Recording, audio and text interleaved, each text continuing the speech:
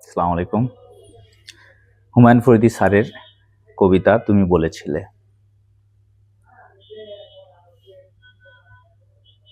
তুমি বলেছিলে রাতে তোমার ঘুম হয় না।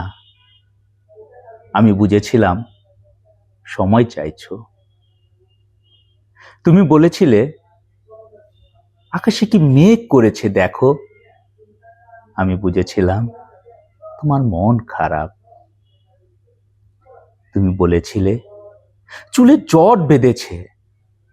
আমি বুঝেছিলাম তুমি স্পর্শ চাইছো। তুমি বলেছিলে আজ বিকেলে তুমি বারান্দায় থাকবে। আমি বুঝেছিলাম সাক্ষাৎ চাও। তুমি বলেছিলে অন্ধকারে আমার বড্ড ভয়।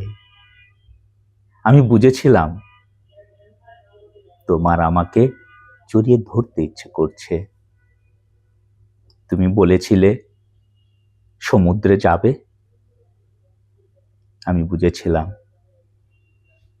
পাশাপাশি হাত ধরে হাঁটতে চাইছো। তুমি বলেছিলে নীল প্রিয় রং। আমি বুঝেছিলাম তোমার কষ্ট হচ্ছে। তুমি বলেছিলে অঙ্ক ভালো লাগে না। আমি বুঝেছিলাম তুমি কবিতা ভালোবাসো। তুমি বলেছিলে আজ তাড়াতাড়ি ঘরে ফিরতে হবে। তুমি বলেছিলে এই হুটহাট দেখা করা, অসময়ে ফোন করা আর তোমার ভালো লাগছে না। আমি বুঝে গিয়েছিলাম বিচ্ছেদ চাইছো।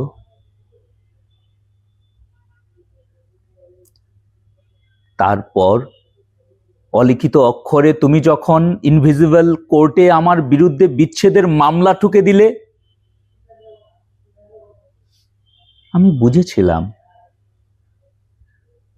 তুমি মুক্তি চাও। এরপর সব বুঝে যখন আমি দার্শনিক, সব মিটিয়ে তুমি যখন অন্য ঘরের শোপিস,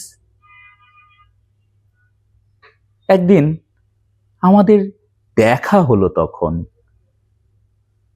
তুমি জিজ্ঞেস করেছিলে কেমন আছো।